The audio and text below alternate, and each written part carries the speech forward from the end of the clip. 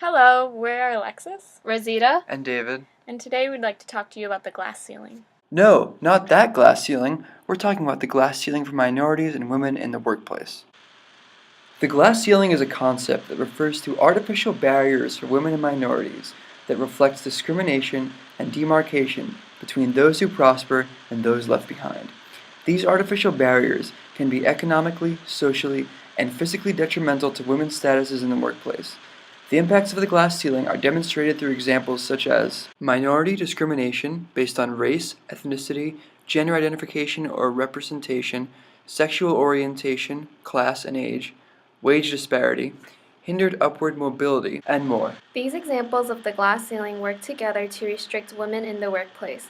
While positive strides have been made in the past, the glass ceiling has not yet been fully broken. Our goal through this video is to raise awareness about the persistence of the glass ceiling in modern society. We'd first like to give you a brief overview of the history and laws that have given women a fairer chance in the workplace. In 1963, Congress passed the Equal Pay Act to combat wage disparities. This made it illegal for employers to pay women less than men for the same job.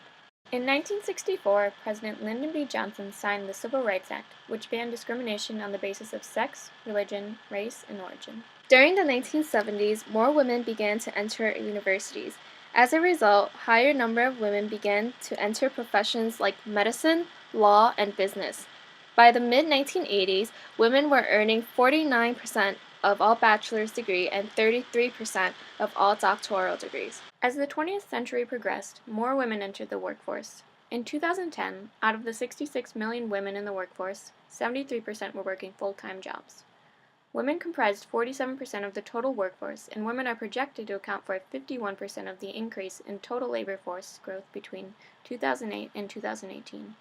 It's clear that women are beginning to play a much more prominent role in the workforce. There are many myths and misconceptions regarding the glass ceiling, especially that it has already been broken.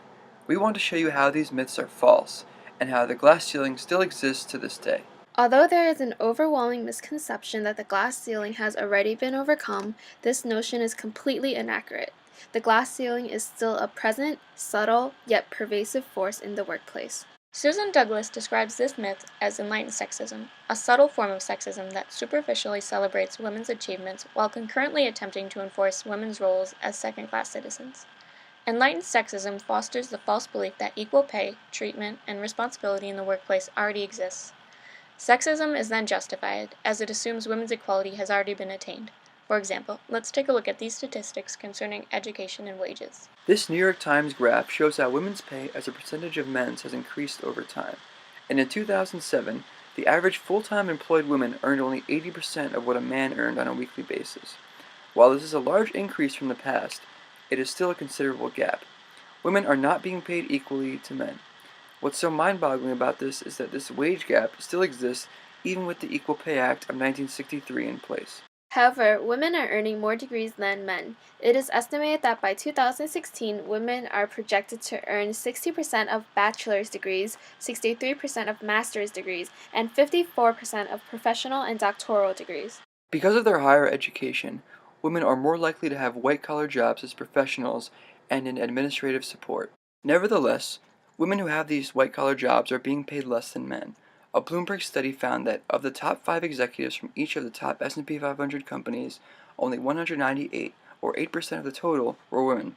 The data also shows that these women earned 18% less than men. Unfortunately, women are a minority in the top of white-collar fields, even though the majority of women are better educated than men. Specifically, these white-collar positions are usually filled by white women. This helps strengthen another myth, that the glass ceiling is only a women's issue. This is completely unfounded, considering discrimination exists for many oppressed minorities in the workplace. It promotes a bigoted view of the issue and only acknowledging white, middle-class women as sufferers of the glass ceiling. It is necessary to take on an intersectional perspective by considering how this barrier affects all oppressed individuals uniquely. The following contradictions show how the glass ceiling affects black women. One survey found that 75% of corporate executives believe that having minorities in senior-level positions enables innovation and better serves a diverse customer base. However, studies found that black women make up 1.9% of the board seats in Fortune 500 companies. White women, however, make up 12.7% of the board seats. This demographic of the corporate world demonstrates that the glass ceiling affects women of all races. In a counterargument, one may say that black women simply need to take Sheryl Sandberg's advice and lean in. However, this is not as easy as it sounds. Racial prejudices play an enormous role in this idea. Washington Post writer Mary C. Curtis states that for black women, the line between leaning in and being perceived as stereotypically pushy is awfully thin. The rewards may be less and the risks far greater. Bell Hook's criticism that Sandberg only appeals to white, affluent women is justified because of the different histories of black and white women in the workplace. Thus, black women are unable to adopt the same strategies for success that white women use. In addition to race, the glass ceiling also affects people of all classes.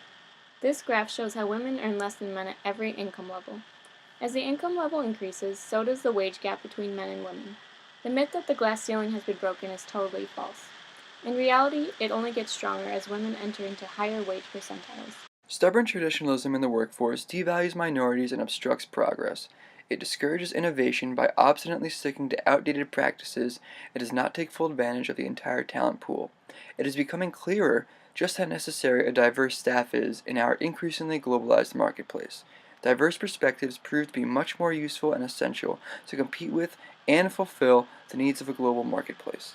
Despite the efforts of persistent patriarchal structures to maintain this inequality in the workforce for women and minorities, and to simultaneously convince the general public that this issue is no longer relevant through myths, we are here today to prove to you that the glass ceiling persists and is extremely powerful.